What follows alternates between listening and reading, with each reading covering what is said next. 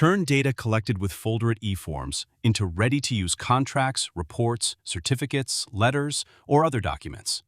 Enter the information once, then generate PDF or DOCX documents from your own templates. Start by choosing an existing eForm, or create a new one with the fields you need. Once your form is ready, click Create Document Template. Here, you'll see the available form fields and their corresponding placeholders. Create your document as an ODT template and insert these placeholders wherever you want the record data to appear. Then, upload the template, give it a name, define the generated file name, and choose whether it should be available as DOCX, PDF, or both. Once saved, the document template becomes available for every record created with this eForm. Open any completed record and select Generate DOCX or Generate PDF.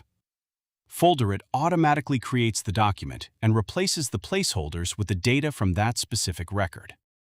This means the same eForm can become the starting point for both structured data collection and document creation. Instead of repeatedly copying information into documents, you capture it once and generate consistent documents from your approved templates whenever you need them.